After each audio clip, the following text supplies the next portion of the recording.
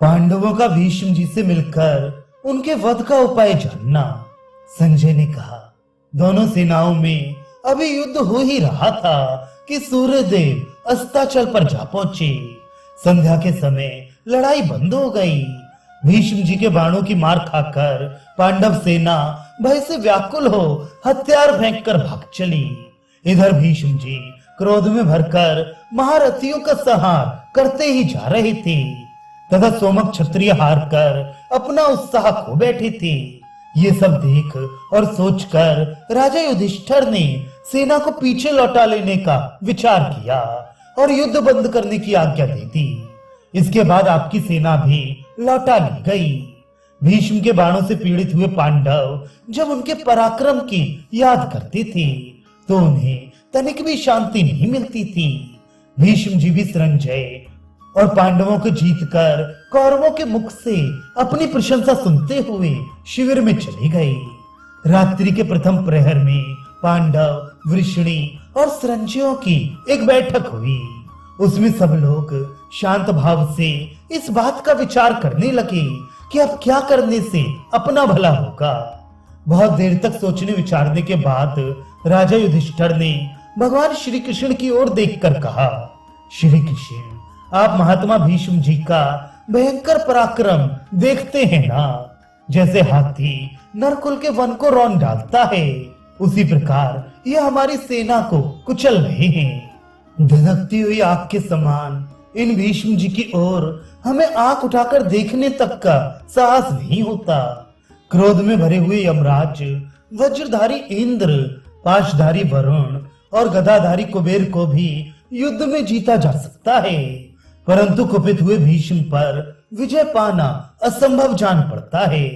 ऐसी स्थिति में अपनी बुद्धि की दुर्बलता के कारण भीष्म जी के साथ युद्ध ठानकर मैं शोक के समुद्र में डूब रहा हूँ। कृष्ण, अब मेरा विचार है वन में चला जाऊं।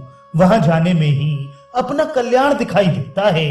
युद्ध की तो बिल्कुल इच्छा नहीं है, क्योंकि भीष्म निरंतर हमारी सेना का संहार कर रहे हैं। जैसे जलती हुई आग की ओर दौड़ने वाला पतंगा मृत्यु के ही मुख में जाता है, उसी प्रकार भीष्म जी के पास जाने पर हम लोगों की दशा होती है। वासुदेव, हमारा पक्ष क्षीण हो चला है। हमारे भाई बाणों की चोट से बेहद कष्ट पा रहे हैं।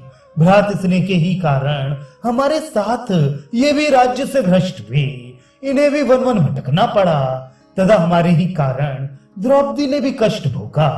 मधुसूदन, मैं जीवन को बहुत मूल्यवान मानता हूँ और वही इस समय दुर्लभ हो रहा है। इसलिए चाहता हूँ अब जिंदगी के जितने दिन बाकी हैं उनमें उत्तम धर्म का आचरण करूं। केशव, यदि हम लोगों को अपना कृपा पात्र समझते हो तो ऐसा कोई उपाय बताइए जिससे अपना हितो और धर्म में भी बाधा ना आए। युधिष्ठिर की ये करुणा भरी बात सुनकर भगवान श्री कृष्ण ने उन्हें सांत्वना देते हुए कहा, धर्मराज, आप विषाद ना करें। आपके भाई बड़े ही शूरवीर, दुर्जय और शत्रुओं का नाश करने वाले हैं। अर्जुन और भीम तो वायु तथा अग्नि के समान तेजस्वी हैं। नकुल सहदेव भी बड़े पराक्रमी हैं। आप चाहें तो मुझे भी युद्ध में लगा दें। आपके स्नेह से मैं भी भीष्म से युद्ध कर सकता हूँ। भला आपके कहने से मैं युद्ध में क्या नहीं कर सकता। यदि अर्जुन की इच्छा नहीं है तो मैं स्वयं भीष्म को ललकार कर कौरवों के देखते देखते मार डालूंगा। भीष्म के मारे जाने पर ही यदि आपको अपनी विजय दिखाई देती है तो मैं अकेले ही उन्हें मार सकता हूँ। इसमें तनिक भी संदेह नहीं कि जो पांडवों का शत्रु है वे मेरा भी शत्रु ही है। जो आपके हैं वे मेरे हैं और जो मेरे हैं वे आपके भी हैं। आपके भाई अर्जुन मेरे सखा, संबंधी तथा शिष्य हैं। आवश्यकता हो तो मैं इनके लिए अपने शरीर का मांस भी काट कर दे सकता हूँ और ये भी मेरे लिए प्राण त्याग सकते हैं। हम लोगों ने प्रतिज्ञा की है कि एक दूसरे को संकट से बचाएंगे। अतः आप आज्ञा दीजिए, आज से मैं भी युद्ध करूंगा। अर्जुन ने उपलब्ध में जो सब लोगों के सामने यह प्रतिज्ञा की थी कि मैं भीष्म का वध करूंगा, उसका मुझे हर तरह से पालन करना है। जिस काम के लिए अर्जुन की आज्ञा हो वह मुझे अवश्य पूर्ण करना चाहिए, अथवा भीष्म को मारना कौन बड़ी बात है। अर्जुन के लिए तो ये बहुत हल्का काम है। राजन, यदि अर्जुन तैयार हो जाएं, तो असंभव कार्य भी कर सकते हैं। दैत्य और दानवों के साथ संपूर्ण देवता भी युद्ध करने आ जाएं, तो अर्जुन उन्हें भी मार सकते हैं। फिर भीष्म की तो बिसात ही क्या है। युधिष्ठिर ने कहा, माधव, आप जो कहते हैं वह सब ठीक है। कौरव पक्ष के सभी योद्धा मिलकर भी आपका वेग नहीं सह सकते। जिसके पक्ष में आप जैसे सहायक मौजूद हैं, उसके मनोरथ पूर्ण होने में क्या संदेह है। गोविंद, जब आप रक्षा के लिए तैयार हैं, तो मैं इंद्र आदि देवताओं को भी जीत सकता हूँ। भीष्म की तो बात ही क्या है। किंतु अपने गौरव की रक्षा के लिए मैं आपको अपना वचन मिथ्या करने के लिए नहीं कह सकता। आप अपनी पूर्व प्रतिज्ञा के अनुसार बिना युद्ध किए ही मेरी सहायता करें। भीष्म जी भी मेरे साथ शर्त कर चुके हैं कि मैं तुम्हारे लिए युद्ध तो नहीं करूंगा, पर तुम्हें हित की सलाह दिया करूंगा। वे मुझे राज्य भी देने वाले हैं और अच्छी सम्मति भी।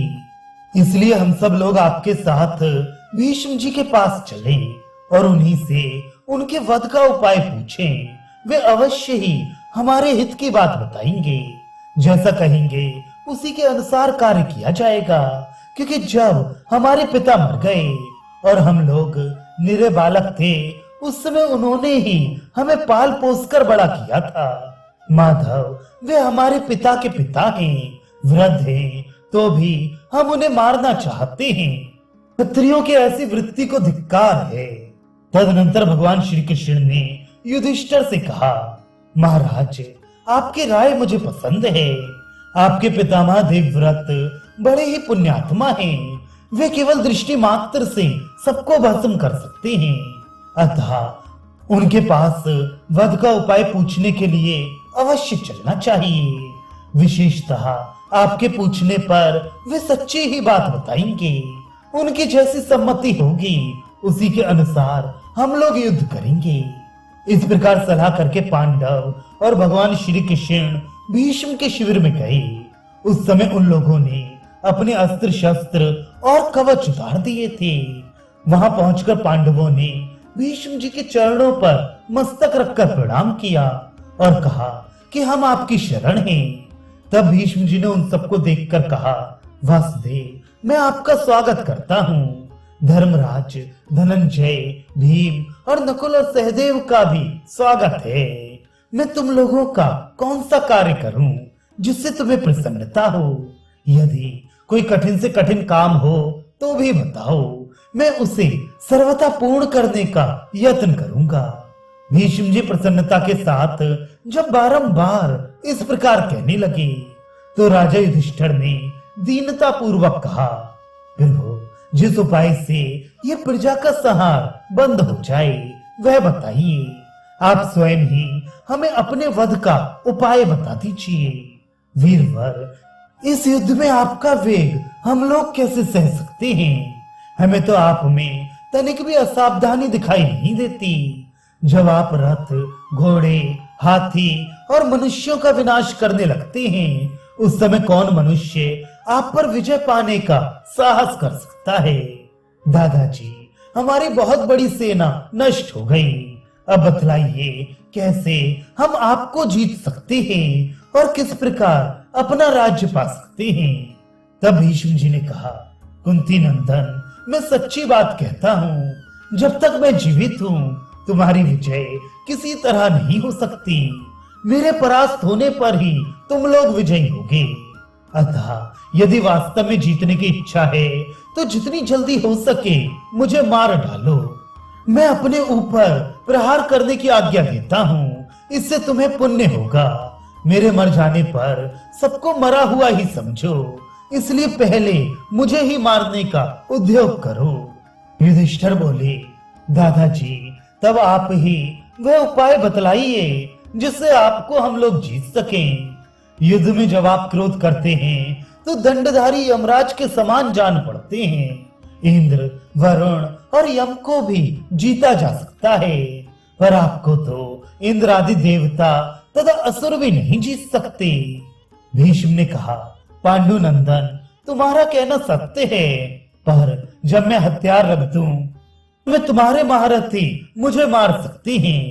जो हथियार डाल दे, गिर जाए, कवच उतार दे, ध्वजा नीची कर दे, भाग जाए, डरा हो, मैं आपका हूं यह कहकर शरण में आ जाए। स्त्री हो या स्त्री के समान जिसका नाम हो, जो व्याकुल हो, जिसको एक ही पुत्र हो और जो लोक में निंदित हो, ऐसे लोगों के साथ मैं युद्ध करना नहीं चाहता। तुम्हारी सेना में जो शिखंडी है वह पहले स्त्री के रूप में उत्पन्न हुआ था, पीछे पुरुष हुआ है। इस बात को तुम लोग भी जानते हो। वीर अर्जुन शिखंडी को आगे करके मुझ पर बाणों का प्रहार करे।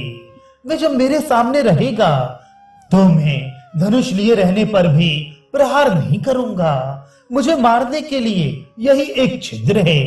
इस मौके से लाभ उठाकर अर्जुन शीघ्रता पूर्वक मुझे बाणों से घायल कर दे।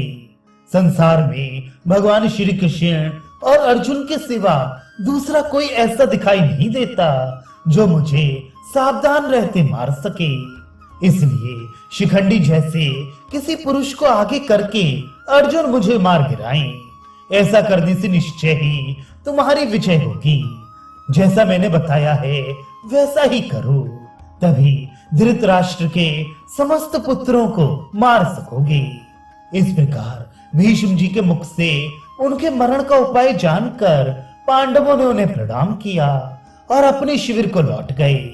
भीष्म जी की बात याद करके अर्जुन बहुत दुखी हुए और संकोच के साथ भगवान श्री कृष्ण से बोले, माधव, भीष्म जी कुरु वंश के वृद्ध पुरुष हैं, गुरु हैं और हमारे दादा हैं। इनके साथ मैं कैसे युद्ध कर सकूंगा? बचपन में मैं इनकी गोद में खेला था। अपने धूल दूसरे शरीर से न जाने कितनी बार इनके शरीर को मैला कर चुका हूँ। यद्यपि यह हमारे पिता के पिता हैं, तो भी इनके अंक में बैठकर मैं इन्हीं को पिता कहकर पुकारता था। उस समय ये समझाते, बेटा मैं तुम्हारा नहीं, तुम्हारे पिता का पिता हूँ, जिन्होंने इतने ममत्व से पाला। उन्हीं का वध मैं कैसे कर सकता हूँ? यह भले ही मेरी सेना का नाश कर डाले, मेरी विजय हो या विनाश, किंतु मैं तो इनके साथ युद्ध नहीं करूंगा। अच्छा कृष्ण, इसमें आपका क्या विचार है? श्री कृष्ण ने कहा, अर्जुन, पहले तुम भीष्म के वध की प्रतिज्ञा कर चुके हो, फिर क्षत्रिय धर्म में स्थित रहते हुए अब उन्हें नहीं मारने की बात कैसे कह रहे हो?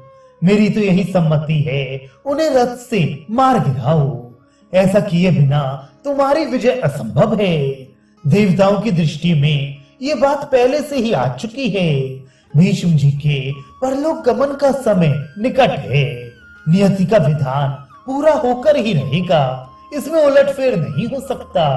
मेरी एक बात सुनो, कोई अपने से बड़ा हो, बूढ़ा हो और अनेकों गुणों से संपन्न हो, तो भी यदि वह आतताई बनकर मारने के लिए आ रहा हो तो उसे अवश्य मार डालना चाहिए। युद्ध, प्रजा का पालन और यज्ञ का अनुष्ठान ये क्षत्रियों का सनातन धर्म है। अर्जुन ने कहा, श्री कृष्ण, ये निश्चय जान पड़ता है कि शिखंडी भीष्म की मृत्यु का कारण होगा, क्योंकि उसे देखते ही भीष्म जी दूसरी ओर लौट जाते हैं। अतः शिखंडी को उनके सामने करके ही हम लोग उन्हें रणभूमि में गिरा सकेंगे। मैं दूसरे धनुर्धारियों को बाणों से मारकर रोक रखूंगा। भीष्म की सहायता के लिए किसी को आने ना दूंगा और शिखंडी उनसे युद्ध करेगा। ऐसा निश्चय करके पांडव लोग भगवान श्री कृष्ण के साथ प्रसन्नता पूर्वक अपने शिविर में चले गए।